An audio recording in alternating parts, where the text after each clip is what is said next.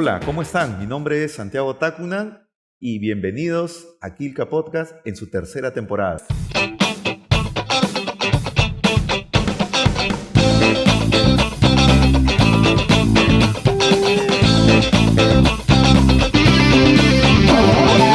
Hoy tenemos un invitado muy especial. Él es escritor, periodista, narrador, crítico de cine, de teatro, pero también es una persona que se ha dedicado a escribir y ha publicado un libro muy interesante de la cual vamos a hablar hoy día. Cristian Ayala Calderón, nada menos con nosotros en esta entrega de Quilca Podcast. Cristian, ¿cómo estás? Bien, agradecido por la invitación y dispuesto aquí a conversar con ustedes y contar las experiencias que implica la investigación histórica en nuestro país, ¿no? Gracias. Bueno, Cristian Ayala tiene no solamente estudios en comunicación social por la Universidad San Martín de Porres, también tiene una maestría en estudios culturales en la Pontificia Universidad Católica, es profesor universitario, actualmente enseña en la Universidad San Ignacio de Loyola, en la Universidad Católica Sede Sapiense, es jefe del Departamento de Comunicación de la Dirección de Marketing Comercial y Comunicativo, un título bastante grande, de la cual seguramente ahora también nos comentará. Cristian, una de las primeras cosas que queríamos conversar contigo, ahora que estamos en este mundo virtual y tú trabajas directamente con todo el tema de la comunicación, el marketing y la publicidad, ¿cuánto se ha reducido el costo de publicidad en tiempos de virtualidad? ¿Y qué tan efectivos funcionan las redes? Bueno, en realidad la pandemia, una de las cosas positivas que nos ha dado ha sido demostrarnos la importancia de la digitalización y de las redes sociales para efectos no solamente de comunicación, sino también de reafirmar o fomentar la investigación a través de los medios, ¿no? Muchos medios digitales estaban allí en el tiempo y hoy en día se han vuelto más recurrentes, ¿no? Hemos asistido más al uso de libros virtuales, al uso de documentos, al uso de catálogos incluso, ¿no? Las bibliotecas se han digitalizado. Y bueno, en la publicidad, como tú bien dices, definitivamente se ha capitalizado de tal manera de que, si bien es cierto, los costos no se han disparado en publicidad por redes sociales, se han mantenido y se han vuelto asequibles a muchas personas, ¿no? Desde cosas no pagadas, ¿no? Desde las colaboraciones, los influencers se han glorificado, ¿no? Y también los influencers de todo tipo, ¿no? Hasta los comentaristas de libros, no sé, las personas que se han reinventado también para poder trabajar a través de las redes ha sido muy interesante, ¿no? Es un fenómeno que todavía se estudia, ¿no? De hecho, se aprecian ya ciertos cambios, se ve que hay bastante creatividad que se ha estimulado además en todo este tiempo, pero también ha traído, pues, ha develado muchas cosas, muchas carencias y exigencias también a nivel humano, ¿no?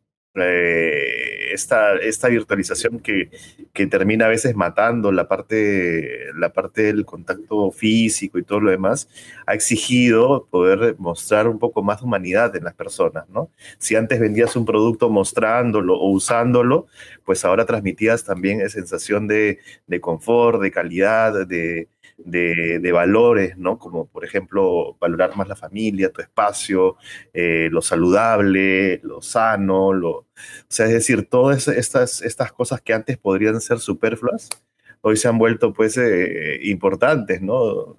Desde que ves comer a alguien algo bueno y combatir el engorde de la pandemia para todo el mundo, ¿no? Ya ves algo, oye, de verdad tengo que pensar en que eso está bien, ¿no? O sea, y así, o sea, de hecho hay cosas que nos han, la virtualización nos ha ayudado muchísimo a fomentar, ¿no? Bueno, y ha llegado para quedarse, definitivamente. Y eso nos genera una, de pronto, evaluación respecto a la publicidad tradicional, ¿no?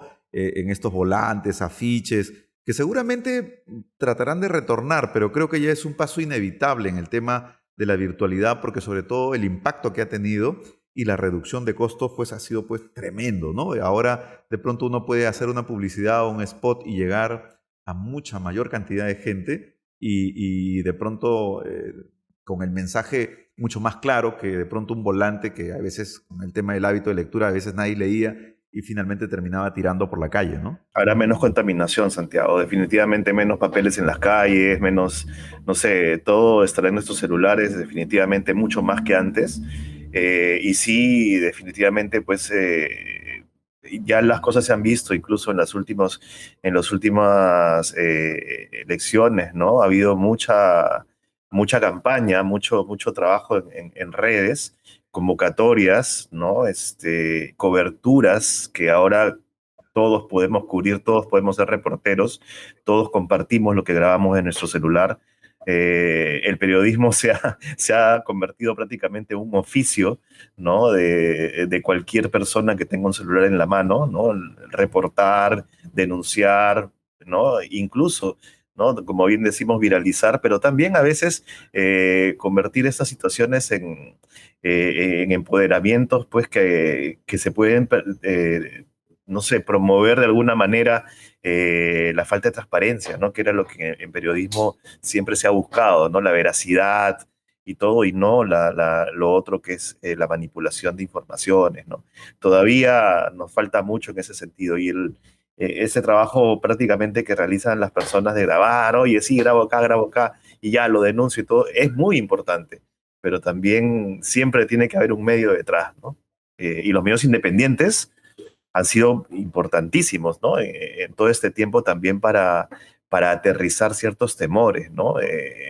Respecto a la pandemia, respecto a la política, respecto a temas sociales y a estas ideas, pues, que no se piensan en el momento que van a ser tan afectadas, ¿no? Es decir, qué tanto daño pueden hacerle a la sociedad una posverdad o una información mal dada, o los fake news, ¿no?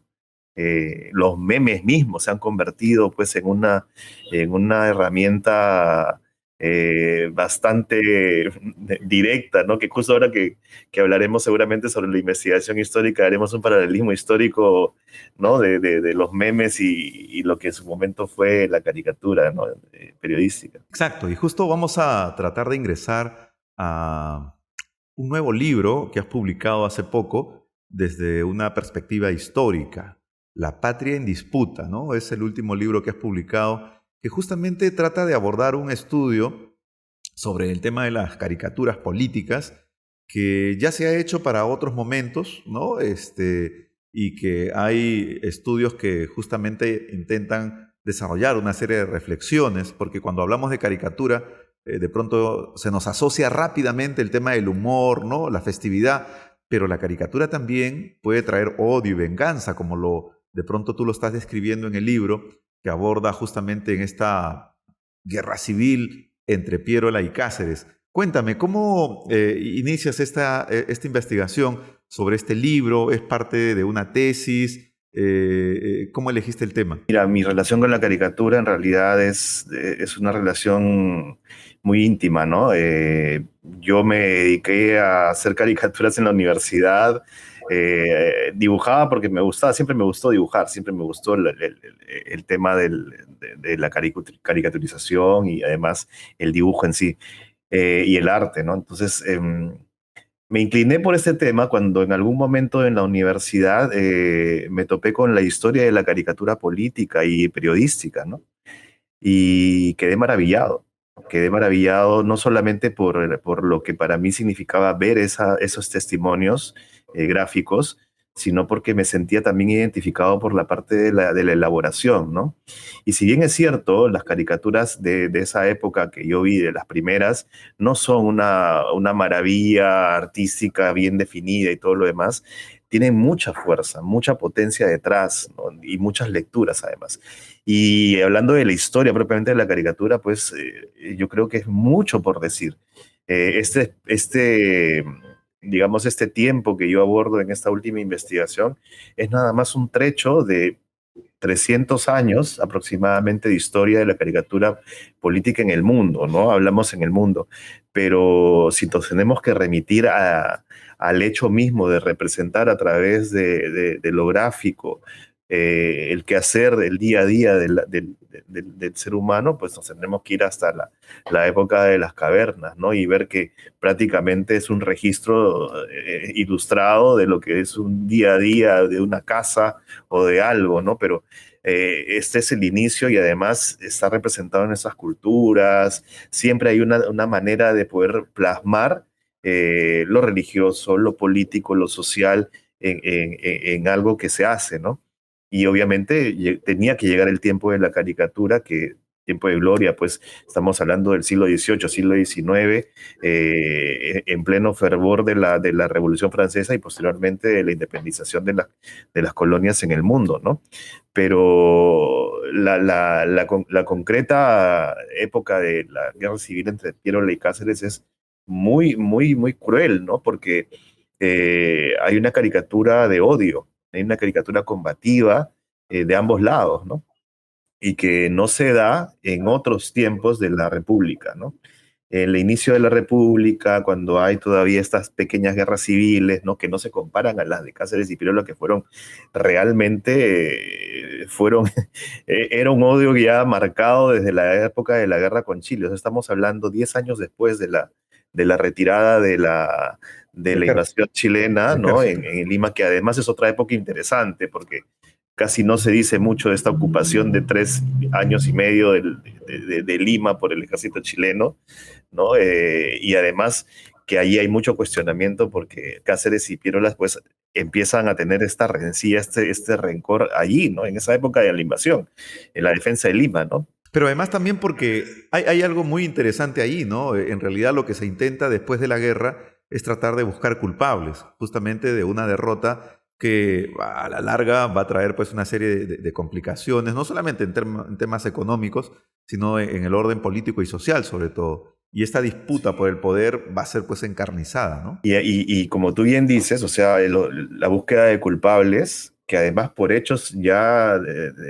visibles, ¿no? Porque por una parte, Piérola que se va a refugiar a la Sierra Norte, ¿no? Mientras los chilenos entraban, el ejército chileno entraba por Miraflores, ¿no? Y Cáceres que se va para la Sierra, ¿no? Y además Cáceres era de alguna forma criticado por haber traído a la defensa de Lima, pues a campesinos que no se sentían identificados con la tierra en la que estaban, ¿no?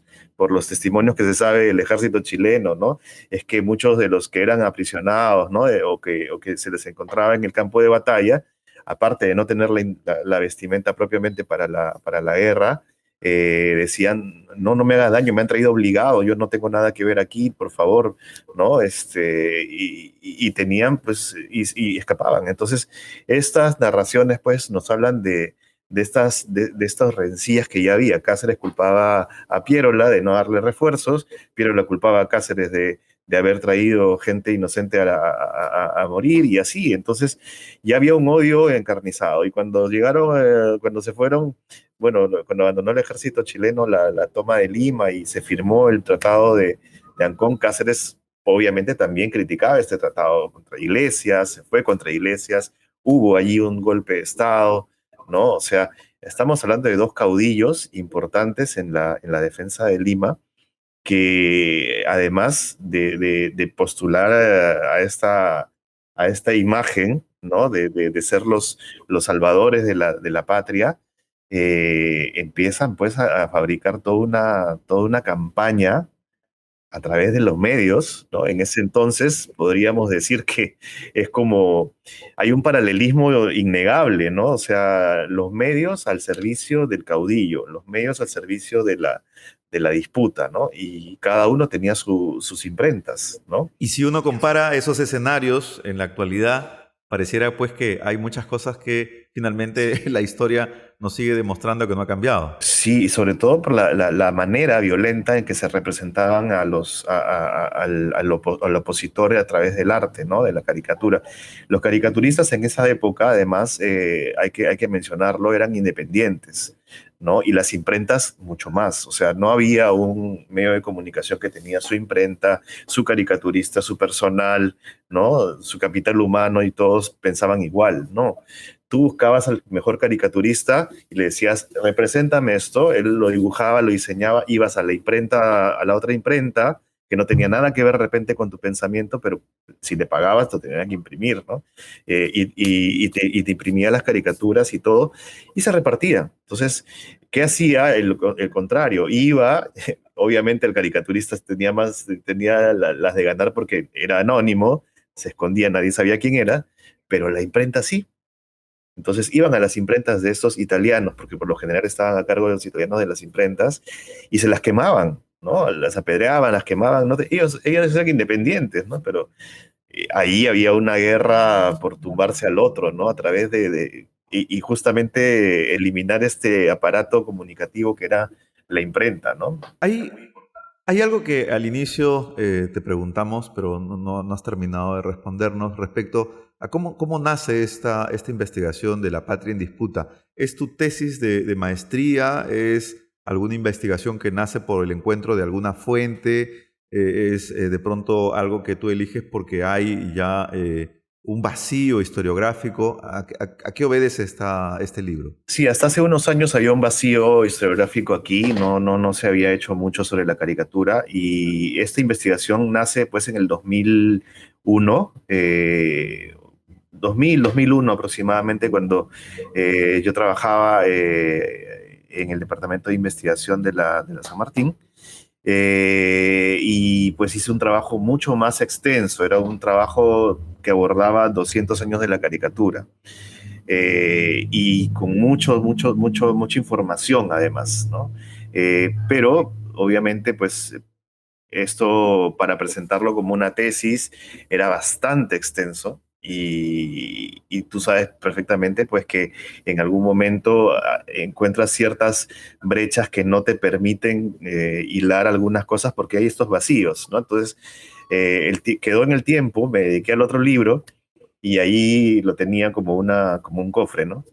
En el momento de la tesis, ya cuando llegó la maestría en estudios culturales, me doy cuenta de que puedo retomar el tema de la caricatura, pero analizarlo desde un punto de vista no solo historiográfico, sino también a partir de la carga visual que tienen estas caricaturas y las relaciones de poder que además hay en esta época, ¿no? El contexto, el mismo poder entendido por estos caudillos, el pueblo mismo, cómo era entendido o representado en estas caricaturas, y sobre todo la característica de retomar esta iconografía de la independencia, ¿no? Que es esta representación femenina de la patria a través de esta mujer, ¿no? Que todos la vemos en los desfiles escolares, en las láminas en algún momento que usábamos en el colegio y que decíamos, pero ¿qué es esta mujer que se viste de blanco y rojo? O sea, es la madre patria, ¿quién es? ¿No? Entonces, está representada en esas caricaturas como una especie hay una idea de feminizar a la patria, pero a la vez victimizarla, ¿no? O relacionarla con España también. Relacionarla en realidad con Europa, ¿no? Con esta idea de la Revolución Francesa, porque es ahí donde nace este ícono, ¿no? ¿Has llegado a rastrear de pronto en esta historia de la caricatura en el Perú a uno de los pioneros? Yo recuerdo en algún momento haber leído algo acerca de Gaspar Rico o José Joaquín de la Riva, quienes creo en algún momento a inicios de la República intentaron desarrollar esta faceta. E incluso creo que hay un dibujo muy interesante de Gaspar Rico que representa a San Martín, al libertador borracho, sentado en un asno, y el asno tiene la cabeza del general chileno Bernardo de O'Higgins, ¿no?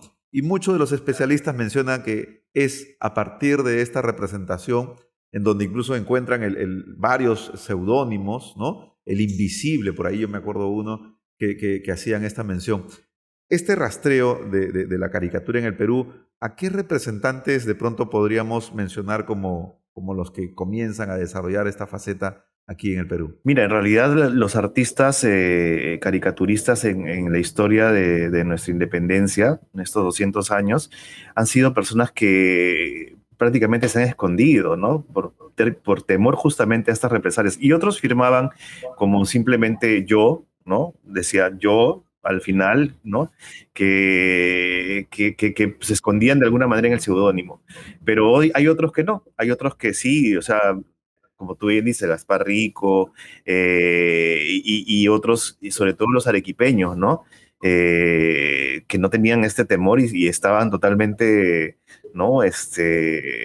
Representados en sus propios nombres. Pero ¿qué sucedía con los caricaturistas, por ejemplo, en estas épocas, ¿no? Eh, Hablamos de épocas muy convulsivas en donde los derechos humanos no defendían a nadie, en realidad no existían como tal, ¿no? O sea, pese a que teníamos una idea de nación, ¿no? Pero no había esto de proteger a alguien o tener el derecho de ser protegido, y bajo la libre expresión pues se podían hacer todo tipo de cosas. Entonces, ¿qué sucedía? Tenían que estar ocultos. Y de alguna manera, pues, bueno, desde el trabajo de Willies, ¿no? Willies es el primero que además empieza a representar esta época de Chenique, ¿no? Y quizá el más elaborado, ¿no? Él tenía su taller en el portal de botoneros, ¿no? Y allí es donde él hacía sus caricaturas y las colgaba, las pegaba ahí afuera para que la gente las viera, ¿no? Él tenía su propio espacio, era un emprendedor, por así decirlo, ¿no? Y ponía sus caricaturas allí, y hay una caricatura que se hace sobre él, incluso con todos sus trabajos ahí expuestos, ¿no? En uno de estos arcos. Pero Willis, por ejemplo, él sí, o sea, firmaba y no tenía temor en hacerlo. Otros venían del extranjero, ¿no? Otros venían, eran viajantes que se quedaban por aquí un tiempo y caricaturizaban, ¿no? Más allá de los artistas, ¿no? Que estos que retrataron como leyendas, ¿no? El mismo Radiguer y todos que hacían grabados, pero estos caricaturistas en realidad eran personas muy inteligentes, porque no solamente estaban dedicados a transmitir a través del humor lo que la gente decía en las esquinas, sino que también se encargaban de la letría, que es estas letras, estas poesías, por así decirlo, o estos discursos que acompañaban la caricatura siempre con un verso, ¿no? Y que además se consolida mucho en la época en la segunda mitad del siglo XIX, ¿no? Con estas guerras civiles y en la de Cáceres y Pirola, porque se vuelven, ¿no? Se vuelven realmente una batalla no solamente del lápiz, sino también de la pluma. Pero ¿cuántos de estos análisis que nosotros vemos, por ejemplo, en las caricaturas, cuántas de esta producción tiene de pronto una carga muy, muy subjetiva? Y cuántos de estos caricaturistas de pronto, no solamente por recoger el sentir de la gente, sino también porque encuentra una manera de expresar su opinión, que podría ser de pronto a favor o en contra de alguien, nace con naturalidad? Porque cuando vemos, por ejemplo, caricaturistas a lo largo de la historia republicana, nos damos cuenta que muchos de ellos, pues, prácticamente tienden a desarrollar un discurso político con ciertos intereses partidarios o de grupo. ¿Encuentras tú esa vinculación también en la actualidad? ¿Esa parte, esa carga subjetiva? Sí, claro, y sobre todo en los primeros caricaturistas, ¿no? Estos caricaturistas en donde no se ve mucho arte, pero se ve más el plasmar este odio, ¿no? Hay una caricatura muy dura en la época de Piero y Cáceres, en donde, por ejemplo, en esta época se representa a la patria prácticamente crucificada, ¿no? Y no hay mucho arte en esto, no hay mucha ciencia, no hay mucha técnica, ¿no? Y sin embargo pareciera más un trabajo hecho por odio, ¿no? Se nota en el trazo. Se nota además, por ejemplo, en otra caricatura cómo se compara a Piérola con Cáceres, con David y Goliat, y a Cáceres que le llamaban el tuerto, ¿no? Le dan un hondazo en el ojo y aparte le cortan la cabeza, y Piérola tiene la cabeza de Cáceres aquí agarrada del cabello, chorreando de sangre, ¿no? O sea, tú ves esto y dices 1892, ¿no? Y dices, caramba, o sea, ver esto en las calles de Lima de ese entonces, una Lima, ¿no? Que además ya estaba convulsionada porque hablamos de una guerra civil de casi 4.000 muertos, ¿no? Y 2.000 muertos apilados en el centro de Lima, o sea, la ciudad apestaba a muerte, ¿no? Y tú veías esta caricatura en las esquinas, ¿no? Y es como que viajas en el tiempo y dices, yo digo, estamos en una época pues bastante evolucionada en ese sentido, pero no distante de esta manera cómo se hacen las cosas en cuanto a los memes, por ejemplo, de esta época, ¿no? Un meme puede ser muy cruel, un meme puede ser, tiene que tener sus condiciones, tiene que ser una foto que no tenga buena calidad, tiene que ser una foto pixeleada, tiene que ser un texto que esté mal escrito, ¿no? Con errores ortográficos, tiene que tener esas condiciones para poder llegar a la gente. Sin embargo, en la época de la caricatura un poco más evolucionada, ¿no? Ya la época del inicio del siglo XX, con Mala Grenet, ¿no? Este arequipeño fabuloso que además trasciende el Perú y se vuelve uno de los caricaturistas más importantes de América Latina. Con Mala Grenet, por ejemplo, se hace una caricatura bella, hermosa, estilizada, pero además con una letrilla, pues muy bien hecha, ¿no? Muy bien, hay un sarcasmo, hay una pluma muy bien manejada, ¿no? Y tanto así que esas caricaturas se vuelven portadas de las revistas Mundial, Variedades, ¿no? Que casi todos en algún momento nos hemos topado con ellas cuando hemos investigado la historia del siglo XX, ¿no? Entonces, es importante eso. Hay un trabajo interesante en la cual tú participaste acerca de la historia del periodismo católico en el Perú.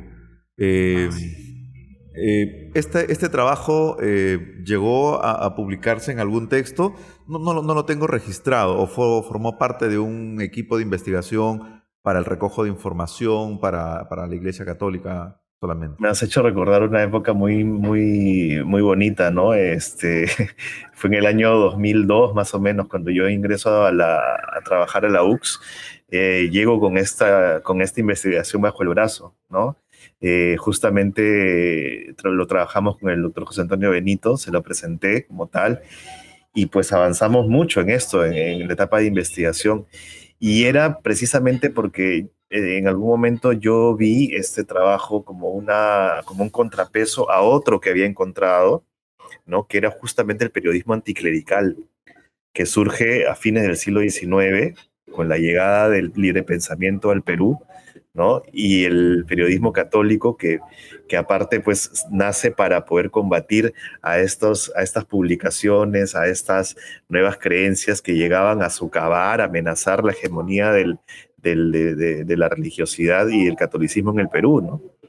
Entonces, hay allí una época muy interesante que también en algún momento se me dará la oportunidad de poder transmitirla porque es interesantísimo, ¿no? Aquí mucha gente se pregunta por qué al Perú no llegaron tantos extranjeros como en Chile, Argentina, en Brasil, ¿no? Y no es solamente por una cuestión geográfica, porque al fin de cuentas, ante la crisis que pasaba Europa y esta gran migración que hubo, ¿no? No era porque tenían que darse toda la vuelta al estrecho de Magallanes, porque el Canal de Panamá todavía no existía, ¿no? Que se demoraron en llegar. No es solamente por eso, sino porque aquí hubo un frente, ¿no? Ideológico, religioso, que impidió, y el periodismo católico fue muy fuerte en ese aspecto, ¿no? Que impidió la llegada de extranjeros porque venían luteranos, venían anglicanos, venían, ¿no? Entonces no se quería perder esa hegemonía, ¿no? Entonces muy pocos saben de que en realidad los que llegaron aquí llegaron pues prácticamente a trabajar y no decir yo soy luterano, yo soy anglicano, yo soy, no sé, librepensador o cosas por el estilo, pero sí hubo una caricatura combativa. Claro, claro. Y me imagino que también de ahí habrás cogido un poco la parte de la experiencia de investigación del doctor José Antonio Benito, ¿no? Pues que obviamente ha sido un referente para muchos investigadores a quien yo he tenido el gusto de conocer y además también compartir parte de una actividad. Pero tú has incursionado también en el tema del cuento y dentro de los registros bibliográficos hay un cuento muy interesante que es De vuelta al barrio, creo que es del año 2009, si no me equivoco, que son una especie de textos que te remontan un poco a tu distrito original, que es La Victoria, ¿no? Lugar donde has vivido buen tiempo eh, y donde sigues viviendo y que de alguna otra manera ha sido reconocido, premiado en un concurso que hubo. Sí, esto en realidad lo de los cuentos estaba también desde la época universitaria, ¿no? Y en el colegio también, ¿no? Pero ya en la universidad quería hacer un poco de cuento y escribir. Y quien despierta en mí un poco esto, y debo reconocerlo, es un gran profesor que yo tuve en un curso que se llamaba Periodismo Interpretativo, y que fue prácticamente quien me condujo por un camino que yo definitivamente pues he sido feliz, ¿no? Que fue el profesor Jorge Salazar, ¿no? Periodista que además escribía crónica roja, ¿no? Crónica de sangre, como decía él, pero también novelas importantísimas como por ejemplo la novela sobre este hecho de muerte en el Estadio Nacional, ¿no? Esta tragedia del Perú-Bolivia en el que se cerró el estadio, ¿no? Y muchos muertos y todo. Él lo cuenta en el libro La Ópera de los Fantasmas. Cuando yo lo leí, a mí me pareció genial y me gustaba su manera de escribir, su manera de narrar. Y yo trabajé con él en un equipo. También conocí a Raúl Vargas en esa época, también gran periodista, amigo y editor en ese entonces de la revista Caretas, luego editor de RPP en noticias y todo. Raúl era increíble, ¿no? Raúl y Jorge fueron dos ejes importantes en un equipo del que yo formé parte y ahí me empezaron a despertar este bicho por escribir, por contar historias también, ¿no? Con Jorge ya hacíamos cosas con crónicas policiales y por ahí me venía un poco la onda de poder contar historias, ¿no? Pero sin duda, el hecho de vivir en un barrio como La Victoria, por ejemplo, y aquí he vivido durante toda mi vida, pero en distintas zonas. He conocido La Victoria en todos sus aspectos, ¿no? Y siempre con este condimento tan rico que tiene este distrito de la afroperuanidad, el deporte, la religión, ¿no? Y la música, la Y los salsa, ambulantes y los ambulantes, y la policía, y todo. Que siempre... Este texto que tú has escrito, en algún momento Marco Aurelio de Negri lo calificó como con un aire valdelomariano, si no me equivoco.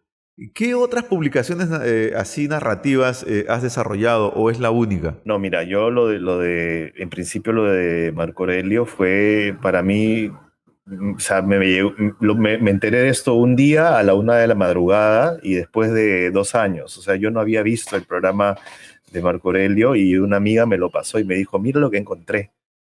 Y yo me quedé así, o sea, no sabía que, o sea, prácticamente que Marco Aurelio de Negri, uno de los críticos literarios más duros de nuestra historia, pues me comparé con alguien que yo siempre he admirado como Abraham Valdelomar, ¿no? Con esta manera de escribir o por la manera en que narré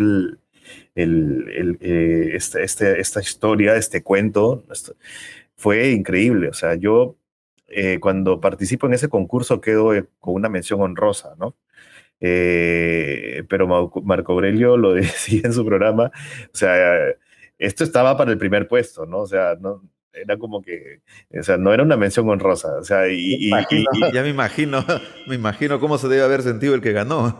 y si lo vio también, ¿no? Porque, como te digo, o sea, yo lo vi después de 2 años y me quedé perplejo, ¿no? O sea, de pronto dije, no, o sea, y siempre o sea, muy al margen de lo que me enteré de Marco Aurelio, que en paz descanse además, yo estaba escribiendo cosas, ¿no?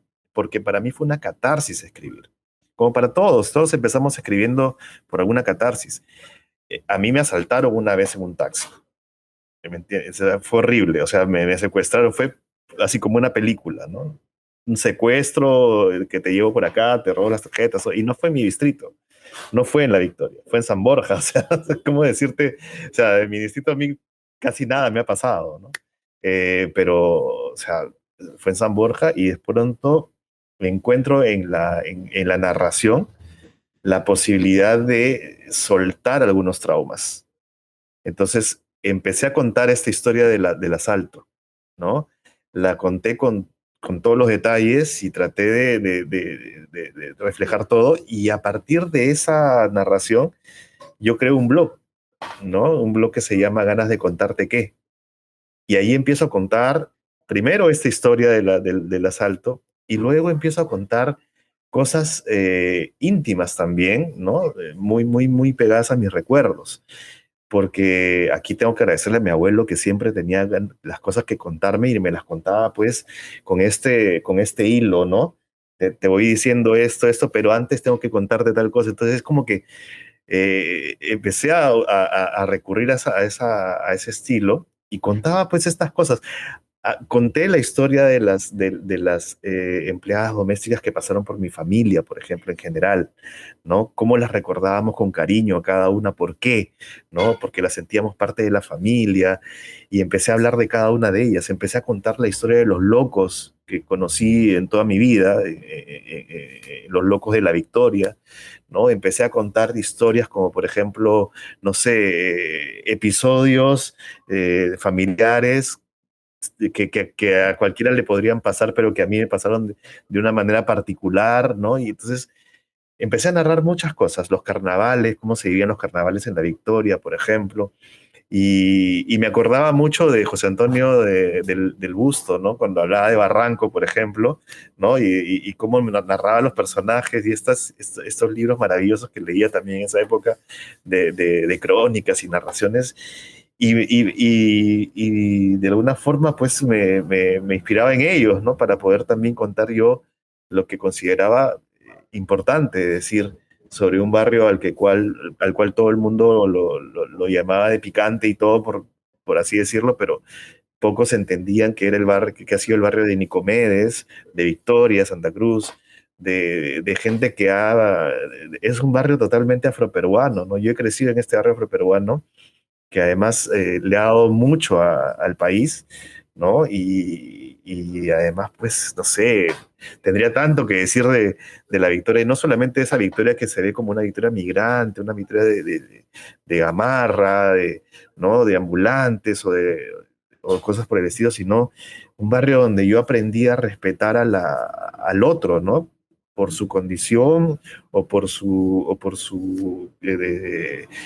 no sé, por su raza, por así decirlo, pero convivimos, ¿no? O sea, es decir, para mí eso fue muy importante. Claro, claro, no, cada barrio en realidad tiene pues una historia que contar y aquí nosotros en Lima Norte, igual cada distrito, cada asentamiento humano en realidad ha sido objeto de un estudio y a veces queríamos sacar un artículo y salía un libro. Pero bueno, genial, te agradecemos Cristian por esta entrevista, creo que ha sido muy ilustrativa, tratando de combinar un poco esta faceta de periodista, pero también de escritor, que de alguna otra manera nos genera una contribución al mundo historiográfico y creo que justamente lo que buscamos es eso, ¿no? De que podamos abrir nuevos espacios de discusión, de investigación y que jóvenes que están de pronto con ese mismo ímpetu detrás nuestro puedan tener también esa posibilidad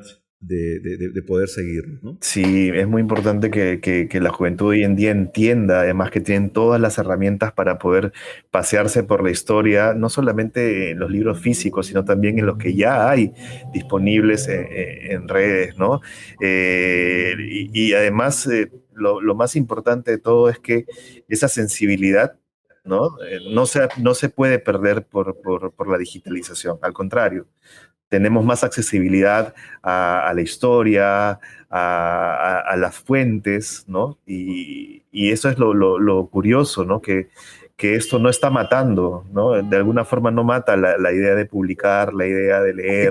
Hay que adaptarse a los nuevos tiempos nada más, pues, ¿no? Sí, el libro está disponible digitalmente y es gratuito porque además se ha hecho con la intención de que sea una contribución, y de hecho es la única contribución de la UCS al Bicentenario, ¿no? Un aporte de una universidad que además es una universidad que va a tono con el Bicentenario por ser inclusiva, por ser intercultural, por ser una universidad que llega y que ha llegado pionera a muchos lugares en donde nadie tenía opción de estudiar o de tener una carrera profesional. Bueno, además es nuestra casa de estudios, ¿no? Así es, ¿no? Nuestra casa de estudios a la que le debemos esta humanidad que también hemos podido mantener, ¿no? Profesionalmente, ¿no? Entonces, ¿cómo no publicar algo para todos, ¿no? ¿Cómo no publicar algo que los jóvenes puedan tener gratuitamente y que puedan encontrar en ella el espejo. Yo recuerdo mucho una caricatura de 1872, ¿no? Que representaba a Pardo entrando al Senado, ¿no? Y que era justamente la metáfora del asesinato del César, ¿no? La puerta Claro del que sí. Senado. Claro La que sí, caricatura recuerdo. decía, ¿no? La letrilla de esa caricatura decía sabiamente, la historia es un espejo donde la humanidad haya consejo, ¿no? Entonces, a veces estos bucles históricos en los que nos metemos y damos vueltas y volvemos a repetir sin querer, porque no lo sabemos, no conocemos la historia, lo repetimos, ¿no? Y eso lo hemos visto en los últimos procesos políticos, electorales en nuestro país, ¿no? Todo se repite. Ya habrá tiempo de conversar eso. Bien, ha sido una entrevista muy entretenida con Cristian Ayala, a quien le agradecemos. Cristian, esperemos volverte nuevamente a tener, seguramente para hablar de nuevos textos y de nuevos escenarios en esta nueva publicidad y periodismo virtual que ahora también tenemos. Muchas gracias. Encantadísimo, Santiago, encantadísimo. Cuando gusten, y aquí estamos, ¿no? Siempre dispuestos a poder contribuir y aportar a nuestra sociedad, porque ese es nuestro compromiso. Muchas gracias. Muchas gracias. Un abrazo. Y a todos nuestros seguidores en Kilka Podcast, sigan por favor suscribiéndose a todas nuestras redes. Vamos a tener nuevas entregas, nuevos invitados y también grandes sorpresas. Gracias, Cristian. Quedó. Sí, Bueno, sí. ojalá que no haya mucho que editar. No, no creo.